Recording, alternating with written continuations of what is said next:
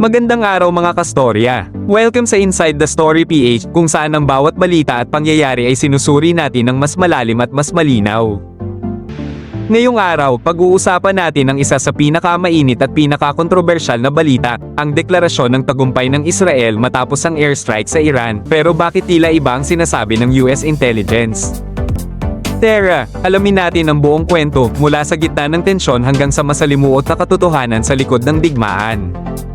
Noong mga nakaraang araw, inanunsyo ni Prime Minister Benjamin Netanyahu ng Israel ang isang historic victory matapos ang serye ng airstrikes na isinagawa ng B-2 bombers at iba pang Israeli jets sa nuclear sites ng Iran. Sinabi ni Netanyahu na, "Na-thwart na natin ang dalawang banta sa ating pag-iral, ang nuclear weapons at ballistic missiles ng Iran."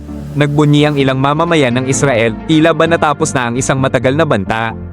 Ngunit, ayon sa ulat ng US Defense Intelligence Agency, hindi raw ganap na nawasak ang nuclear facilities ng Iran, ang ilang critical equipment ay nalipat bago pa ang airstrikes. Base sa kanilang assessment, maaaring maibalik ng Iran ang kanilang uranium processing capabilities sa loob ng ilang buwan lang. Ibig sabihin, nasugatan pero hindi napatay ang banta.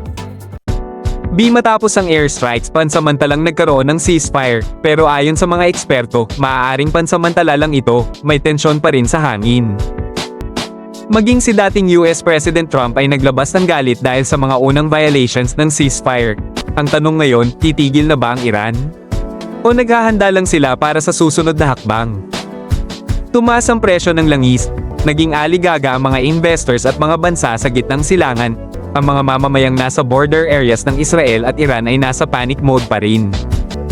May mga haka-haka ang maaaring pumasok ang mas malawak na alyansa gaya ng US, Russia, at China, kaya napakasensitibo ng isyong ito. At higit sa lahat, ang nuclear ambitions ng Iran ay tila hindi pa talaga tuluyang napigilan. Kastorya, panalo nga ba talaga ang Israel? O isang panandaliang tagumpay lang ito habang ang Iran ay tahimik na naghahanda ng panibagong lakas? I-share mo ang opinion mo sa comments, gusto naming marinig ang tinig mo. Huwag kalimutang mag-subscribe at i-follow ang Inside the Story PH para sa mas maraming malalim at makabuluhang kwento mula sa mga pinakamaiinit na pangyayari sa mundo. Hanggang sa muli, mga kastorya, ito ang Inside the Story PH, kung saan ang bawat headline may malalim na kwento.